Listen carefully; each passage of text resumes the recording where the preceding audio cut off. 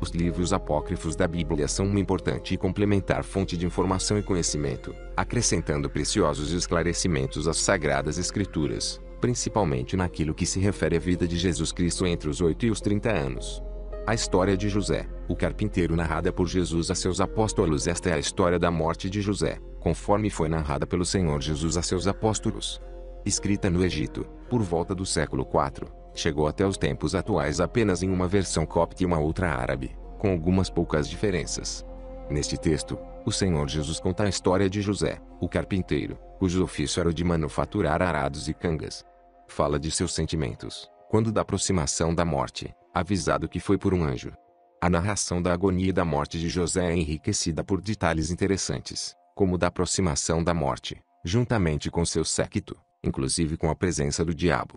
Alguns detalhes importantes são apresentados, como o nome dos filhos e a idade de José, quando de seu casamento com Maria, enquanto que outros, como episódios da infância de Cristo, confirmam o que é apresentado nos evangelhos de Pedro, Tiago e Tomé, sobre a infância do Salvador.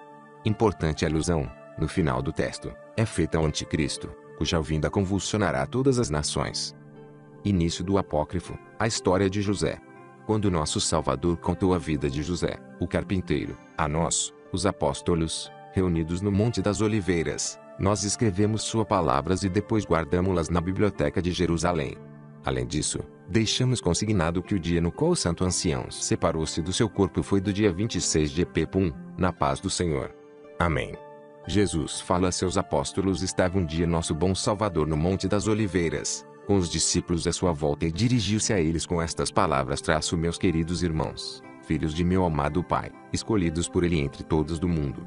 Bem sabeis o que tantas vezes vos repeti: é necessário que eu seja crucificado e que experimente a morte, que ressuscite de entre os mortos e que vos transmita a mensagem do Evangelho, para que vós, de vossa parte, o pregueis por todo o mundo. Eu farei descer sobre vós uma força do alto, a qual vos impregnará com o Espírito Santo, para que vós, finalmente, pregueis para todas as pessoas. Desta maneira fazei penitência. Porque vale mais um copo de água na vida vindoura do que todas as riquezas deste mundo. Vale mais pôr somente o pé na casa de meu Pai que toda a riqueza deste mundo. Mas ainda vale mais uma hora de regozijo para os justos que 1000 anos para os pecadores, durante os quais hão de chorar e lamentar, sem que ninguém preste atenção nem console seus gemidos. Quando, pois, meus queridos amigos, chega a hora de ir-vos, pregai, que meu Pai exigirá contas com balança justa e equilibrada, e examinará até as palavras inúteis do que possais haver dito.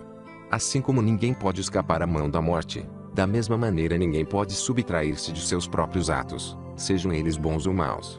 Além disso, vos tenho dito muitas vezes, e repito agora, que nenhum forte poderá salvar-se por sua própria força e nenhum rico, pelo tamanho da sua riqueza. E agora, escutai, que narrar-vos-ei a vida de meu pai José, o abençoado ancião carpinteiro.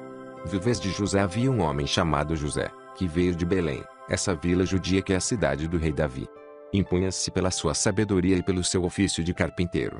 Este homem, José, uniu-se em santo matrimônio com uma mulher que lhe deu filhos e filhas, 4 homens e 2 mulheres, cujos nomes eram Judas, Josetos, Tiago e Simão. Suas filhas chamavam-se Lísia e Lídia. A esposa de José morreu, como está determinado que aconteça a todo homem, deixando seu filho Tiago ainda menino de pouca idade. José era um homem justo e dava graças a Deus em todos os seus atos. Costumava viajar para fora da cidade com frequência para exercer o ofício de carpinteiro, em companhia de 2 de seus filhos mais velhos, já que vivia do trabalho de suas mãos, conforme o que estabelecia a lei de Moisés. Esse homem justo, de quem estou falando, é José, meu pai segundo a carne, com quem se casou na qualidade de consorte, minha mãe, Maria. Maria no templo enquanto meu pai José permanecia viúvo. Minha mãe, a boa bendita entre as mulheres, vivia por sua parte no templo, servindo a Deus em toda santidade. Havia já completado 12 anos. Passaram os seus 3 primeiros anos na casa de seus pais e os 9 restantes no templo do Senhor. Ao ver que a santa donzela levava uma vida simples e plena de temor a Deus, os sacerdotes conservaram entre si e disseram: busquemos um homem de bem e celebremos o casamento com ele, até que chegue o momento de seu matrimônio. Que não seja por descuido nosso que lhe sobrevenha o período da sua purificação no templo, nem que venhamos a incorrer em um pecado grave.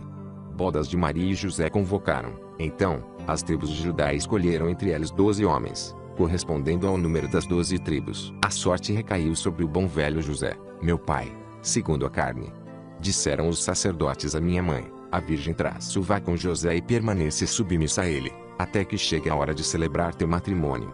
José levou Maria, minha mãe, para sua casa. Ele encontrou o pequeno Tiago na triste condição de órfão e o cobriu de carinhos e cuidados.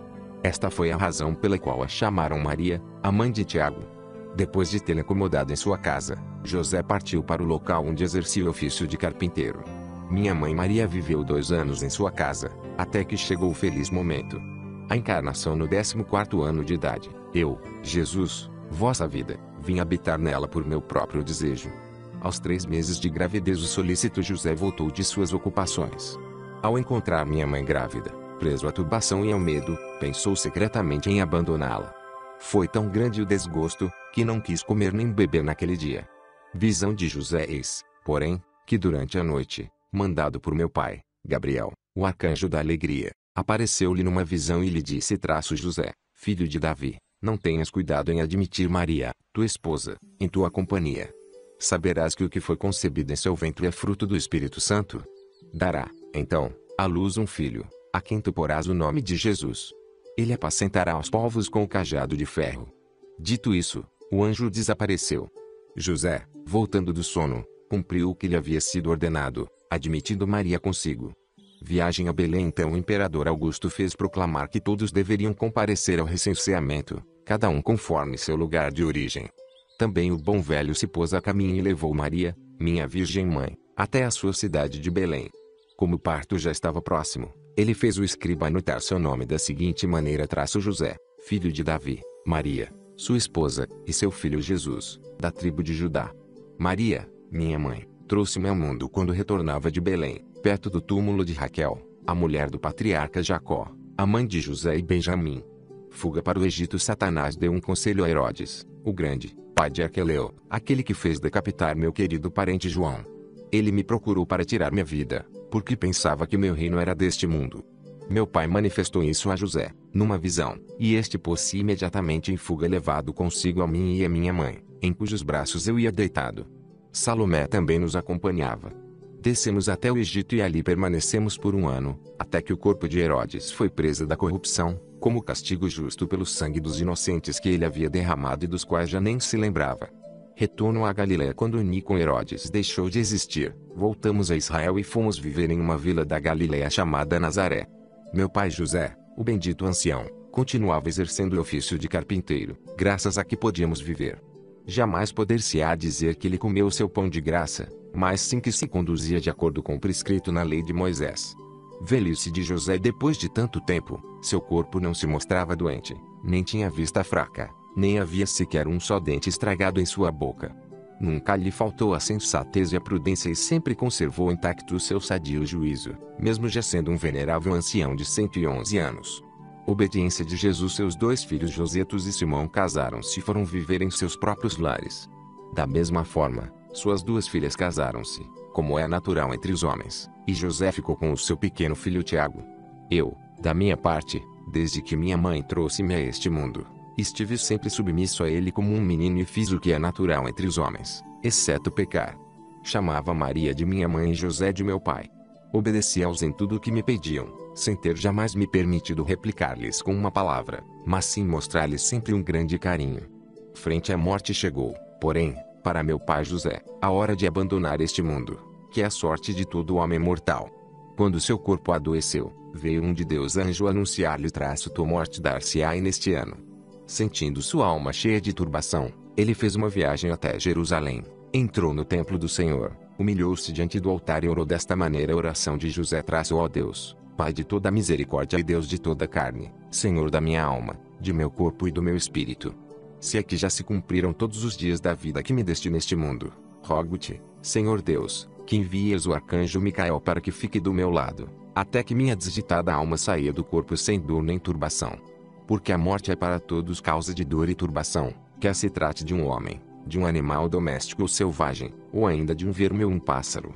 Em uma palavra, é muito dolorosa para todas as criaturas que vivem sob o céu e que alentam um sopro de espírito para suportar o transe de ver sua alma separada do corpo. Agora, meu Senhor, Faz com que o teu anjo fique do lado da minha alma e do meu corpo e que esta recíproca separação se consuma sem dor. Não permitas que aquele anjo que me foi dado no dia em que saí de teu seio volte seu rosto irado para mim ao longo deste caminho que empreendi até vós, mas sim que ele se mostre amável e pacífico. Não permitas que aqueles cujas faces mudam dificultem a minha ida até vós. Não consintas que minha alma caia em mãos do Cérbero e não me confundas em teu formidável tribunal. Não permitas que as ondas deste rio de fogo, nas quais serão envolvidas todas as almas antes de ver a glória de teu rosto, voltem-se furiosas contra mim. Ó Deus, que julgais a todos na verdade e na justiça, oxalá a tua misericórdia sirva-me agora de consolo, já que sois a fonte de todos os bens e a ti se deve toda a glória pela eternidade das eternidades. Amém. Doença de José. Aconteceu que, ao voltar à sua residência habitual de Nazaré, viu-se atacado pela doença que havia de levá-lo ao túmulo. Esta apresentou-se de forma mais alarmante do que em qualquer outra ocasião de sua vida, desde o dia em que nasceu. Eis aqui, resumida, a vida de meu querido pai José ao chegar aos 40 anos, contraiu matrimônio, no qual viveu outros 49. Depois que sua mulher morreu, passou somente 1 ano. Minha mãe logo passou 2 anos em sua casa, depois que os sacerdotes confiaram-na com estas palavras: guarda até o tempo em que se celebre vosso matrimônio. Ao começar o 3º ano de sua permanência ali, tinha nessa época 15 anos de idade, trouxe-me ao mundo de um modo misterioso, que ninguém entre toda a criação pode conhecer, com exceção de mim, de meu pai e do Espírito Santo, que formamos uma unidade. O início do fim. A vida de meu pai José, o abençoado ancião, compreendeu 111 anos, conforme determinara meu bom pai. O dia em que se separou do corpo foi no dia 26 do mês de Ipeve. O ouro acentuado de sua carne começou a desfazer-se, a prata da sua inteligência e razão sofreu alterações. Esqueceu-se de comer e de beber e a destreza no desempenho de seu ofício passou a declinar. Aconteceu que, ao amanhecer do dia 26 de Epep, enquanto estava em seu leito, foi tomado de uma grande agitação. Gemeu forte, bateu palmas 3 vezes e, fora de si, pôs-se a gritar dizendo: lamentos de José, aí, miserável de mim. Aí do dia em que minha mãe trouxe-me ao mundo. Aí do seio materno do qual recebi o germe da vida. Aí dos peitos que me amamentaram. Aí do regaço em que me reclinei. Aí das mãos que me sustentaram até o dia em que cresci e comecei a pecar. Ai de minha língua e de meus lábios que proferiram injúrias, enganos, infâmias e calúnias. Ai dos meus olhos, que viram o escândalo. Ai dos meus ouvidos que escutaram conversações frívolas. Ai das minhas mãos que subtraíram coisas que não lhes pertenciam. Ai do meu estômago e do meu ventre que ambicionaram o que não era deles. Quando alguma coisa lhes era apresentada, devoravam-na com mais avidez do que poderia fazê-lo o próprio fogo. Ai dos meus pés que fizeram um mau serviço ao meu corpo, já que o levaram por maus caminhos. Ao do meu corpo todo que deixou a minha alma reduzida a um deserto, afastando-a de Deus que a criou. Que farei agora? Não encontro saída em parte alguma. Em verdade é que pobres dos homens que são pecadores. Esta é a angústia que se apoderou de meu pai Jacob em sua agonia, a qual veio hoje a ter comigo, infeliz. Mas, ó Senhor, meu Deus, que és o mediador de minha alma e de meu corpo e de meu espírito, cumpre em mim a tua divina vontade. Jesus consola seu pai. Quando terminou de dizer estas palavras, entrei no local onde ele se encontrava e, ao vê-lo agitado de corpo e de alma, disse-lhe: salve, José, meu querido pai, ancião bom e abençoado. Ele respondeu, ainda tomado por um medo mortal: salve 1000 vezes, querido filho. Ao ouvir tua voz, minha alma recupera sua tranquilidade. Jesus, meu Senhor. Jesus, meu verdadeiro Rei, meu Salvador bom e misericordioso. Jesus, meu libertador. Jesus, meu guia. Jesus, meu protetor. Jesus, em cuja bondade encontra-se tudo. Jesus, cujo nome é suave e forte na boca de todos. Jesus, olho que vê e ouvido que ouve verdadeiramente escuta-me hoje, teu servidor, quando elevo meus rogos e verto meus lamentos diante de ti. Em verdade tu és Deus. Tu és o Senhor, conforme tem me repetido muitas vezes o anjo, sobretudo naquele dia em que suspeitas humanas se aninharam em meu coração, ao observar os sinais de gravidez da Virgem sem mácula e eu havia decidido abandoná-la. Mas, quando eu estava pensando nisto, um anjo apareceu-me em sonhos e me disse: José, filho de Davi, não tenhas receio em receber Maria como esposa, pois o que há de dar à luz é fruto do Espírito Santo. Não guardes suspeita alguma a respeito de sua gravidez. Ela trará ao mundo um filho e tu dar-lhe-ás o nome de Jesus.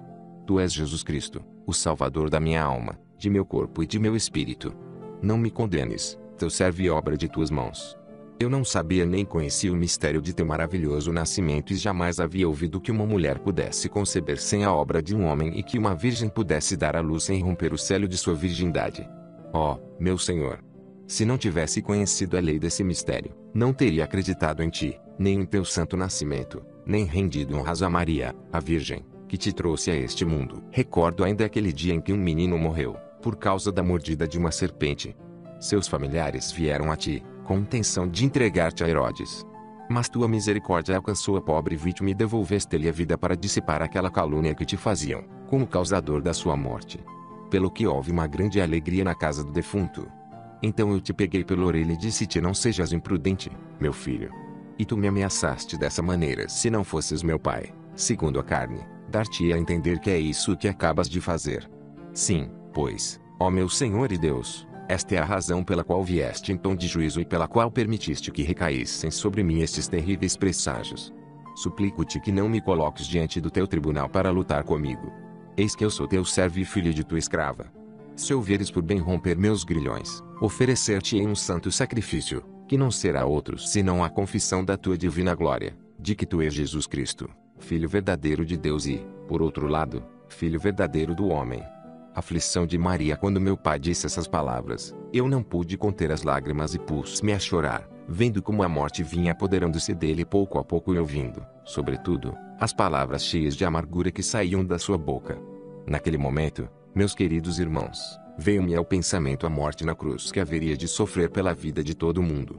Então Maria, minha querida mãe, cujo nome é doce para todos os que me amam, levantou-se e disse-me, tendo seu coração inundado na amargura: traço-ai de mim, filho querido.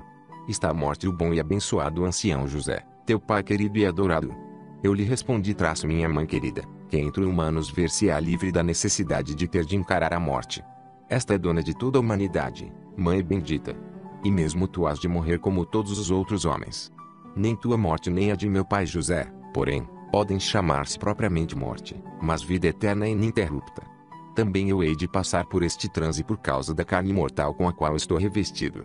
Agora, mãe querida, levanta-te e vai até onde está o abençoado ancião José para que possas ver o lugar que o aguarda lá no alto. Às dores de José levantou-se, entrou no local onde ele se encontrava e pôde apreciar os sinais evidentes da morte que já se refletiam nele. Eu, meus queridos, postei-me em sua cabeceira e minha mãe aos seus pés. Ele fixava seus olhos no meu rosto, sem poder sequer dirigir-me uma palavra, já que a morte apoderava-se dele pouco a pouco. Elevou, então, seu olhar até o alto e deixou escapar um forte gemido. Eu segurei suas mãos e seus pés durante um longo tempo e ele me olhava, suplicando-me que não o abandonasse nas mãos dos seus inimigos. Eu coloquei minha mão sobre seu peito e notei que sua alma já havia subido até a sua garganta para deixar seu corpo, mas ainda não havia chegado o momento supremo da morte. Caso contrário, não teria podido aguentar mais. Não obstante, as lágrimas, a comoção e o abatimento que sempre a precedem já faziam presentes. Agonia quando minha mãe querida viu-me apalpar o seu corpo. Quis ela, de sua parte, apalpar os pés e notou que o alento havia fugido juntamente com o calor. Dirigiu-se a mim e disse-me ingenuamente: traço obrigada, filho querido, pois desde o momento em que puseste tua mão sobre o seu corpo, a febre o abandonou. Vê, seus membros estão frios como gelo. Eu chamei os seus filhos e filhas e lhes disse: traço, falai agora com o vosso pai, que este é o momento de fazê-lo, antes que sua boca deixe de falar e seu corpo fique hirto. Seus filhos e filhas falaram com ele, mas sua vida estava minada por aquela doença mortal que provocaria sua saída deste mundo.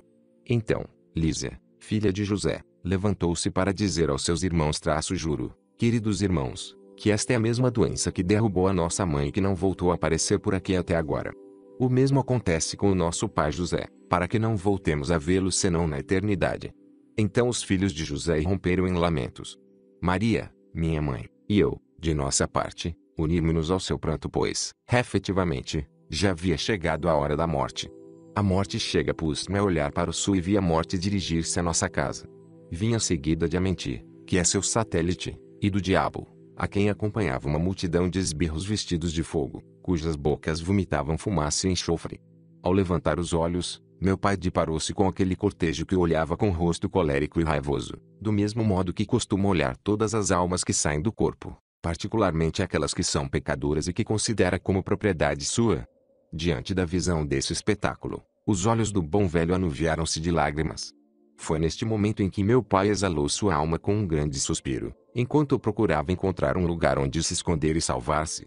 Quando observei o suspiro de meu pai, provocado pela visão daquelas forças até então desconhecidas para ele, levantei-me rapidamente e expulsei o diabo e todo o seu cortejo. Eles fugiram envergonhados e confusos.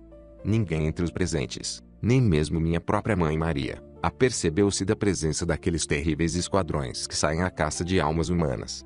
Quando a morte percebeu que eu havia expulsado e mandado embora as potestades infernais, para que não pudessem espalhar armadilhas, encheu-se de pavor. Levantei-me apressadamente e dirigi esta oração a meu Pai, o Deus de toda misericórdia. A oração de Jesus traço meu Pai misericordioso, Pai da verdade, olho que vê e ouvido que ouve, escuta-me, que eu sou teu filho querido. Peço-te por meu pai José, a obra de vossas mãos. Envia-me um grande corpo de anjos, juntamente com Micael, o administrador dos bens, e com Gabriel, o bom mensageiro da luz, para que acompanhem a alma de meu pai José até que se tenha livrado do sétimo éon tenebroso, de forma que não se veja forçado a empreender esses caminhos infernais, terríveis para o viajante por estarem infestados de gênios malignos e saqueadores e por ter de atravessar esse lugar espantoso por onde corre um rio de fogo igual às ondas do mar. Sede, além disso, piedoso para com a alma de meu pai José, quando ela vier repousar em vossas mãos, pois é este o momento em que mais necessita da tua misericórdia. Eu vos digo, veneráveis irmãos e abençoados apóstolos, que todo homem que, chegando a discernir entre o bem e o mal, tenha consumido seu tempo seguindo a fascinação dos seus olhos, quando chegue a hora de sua morte tenha de libertar o passo para comparecer diante do tribunal terrível e fazer sua própria defesa, ver-se-á necessitado da piedade de meu bom pai. Continuemos, porém, relatando o desenlace de meu pai, o abençoado ancião. José expira quando eu disse amém. Maria, minha mãe, respondeu na língua falada pelos habitantes do céu. No mesmo instante Micael, Gabriel e anjos, em coro, vindos do céu, voaram sobre o corpo de meu pai José. Em seguida, intensificaram-se os lamentos próprios da morte e soube, então, que havia chegado o momento desolador. Sofria meu pai dores parecidas com as de uma mulher no parto, enquanto que a febre o castigava da mesma maneira que um forte furacão ou um imenso fogo devasta um espesso bosque. A morte, cheia de medo, não ousava lançar-se sobre o corpo de meu pai para separá-lo da alma, pois seu olhar havia dado comigo, que estava sentado à sua cabeceira, com as mãos sobre suas têmporas. Quando me apercebi de que a morte tinha medo de entrar por minha causa, levantei-me, dirigi meus passos até ao lado de fora da porta e encontrei-a só e amedrontada, em atitude de espera. Eu lhe disse: ó tu, que vens do meio-dia, entra rapidamente e cumpre o que ordenou-te meu pai. Porém, guarda José como a menina dos teus olhos, posto que meu pai segundo a carne compartilhou a dor comigo, durante os anos da minha infância, quanto teve de fugir de um lado para outro por causa das maquinações de Herodes e ensinou-me como costumam fazer os pais para o proveito dos seus filhos. Então Abadão entrou, tomou a alma de meu pai José e separou-a do corpo no mesmo instante em que o sol fazia sua aparição no horizonte, no dia 26 do mês de Apep, em paz. A vida de meu pai compreendeu 111 anos. Micael e Gabriel pegaram cada qual em um extremo de um pano de seda e nele depositaram a alma de meu querido pai José depois de tê-la beijado reverentemente. Enquanto isso, nenhum dos que rodeavam José havia percebido a sua morte, nem sequer minha mãe Maria. Eu confiei a alma do meu querido pai José a Micael e Gabriel, para que aguardassem contra os raptores que saqueiam pelo caminho e encarreguei os espíritos incorpóreos de continuarem cantando canções até que, finalmente, depositaram-no junto a meu pai no céu. Luto na casa de José. Inclinei-me sobre o corpo inerte de meu pai. Cerrei seus olhos, fechei sua boca e levantei-me para contemplá-lo. Depois disse à Virgem: ó Maria, minha mãe, onde estão os objetos de artesanato feitos por ele desde sua infância até hoje? Neste momento todos eles passaram, como se ele não tivesse sequer vindo a este mundo. Quando seus filhos e filhas ouviram-me dizer isto a Maria, minha mãe virginal, perguntaram-me com vozes fortes e lamentos: será que nosso pai morreu sem que nós nos apercebêssemos? Eu lhes disse: efetivamente, morreu, mas sua morte não é morte, porém vida eterna. Grandes coisas esperam nosso querido pai José. Desde o momento em que sua alma sai do seu corpo, desapareceu para ele toda a espécie de dor. Ele se pôs a caminho do reino eterno. Deixou atrás de si o peso da carne, com todo este mundo de dor e de preocupações, e foi para o lugar de repouso que tem meu pai nesses seus que nunca serão destruídos. Ao dizer a meus irmãos que o nosso pai José, o abençoado ancião, havia finalmente morrido, eles se levantaram, rasgaram suas vestes e choraram durante um longo tempo. Luto em Nazaré. Quando os habitantes de Nazaré e de toda a Galileia inteiraram-se da triste nova, acudiram em massa ao lugar onde nos encontrávamos. De acordo com a lei dos judeus, passaram todo o dia dando sinais de luto até que chegou a 9ª hora. Despedi, então todos, derramei água sobre o corpo de meu pai José, ungi-o com bálsamo e dirigi ao meu pai amado, que está nos céus, uma oração celestial que havia escrito com meus próprios dedos, antes de encarnar-me nas entranhas da Virgem Maria. Ao dizer amém, veio uma multidão de anjos. Mandei que 2 deles estendessem um manto para depositar nele o corpo de meu pai José para que o amortalhassem. Bênção de Jesus. Pus minhas mãos sobre o seu corpo e disse: traço, não serás vítima da fetidez da morte. Que teus ouvidos não sofram corrupção. Que não emane podridão de teu corpo. Que não se perca na terra a tua mortalha nem a tua carne, mas que fiquem intactas, aderidas ao teu corpo até o dia do convite dos 2000 anos. Que não envelheçam, querido Pai, esses cabelos que tantas vezes acariciei com minhas mãos. E que a boa sorte esteja contigo. Aquele que se preocupar em levar uma oferenda ao teu santuário no dia de tua comemoração, eu o abençoarei com afluxos de dons celestiais. Assim mesmo, a todo aquele que der pão a um pobre em teu nome, não permitirei que se veja agoniado pela necessidade de quaisquer bens deste mundo, durante todos os dias de sua vida. Conceder-te-ei que possas convidar ao banquete dos 1000 anos a todos aqueles que no dia de tua comemoração ponham um copo de vinho na mão de um forasteiro, de uma viúva ou de um órfão. Hei de dar-te de presente, enquanto vivam neste mundo, a todos os que se dediquem a escrever o livro da tua saída deste mundo e a consignar todas as palavras que hoje saíram de minha boca.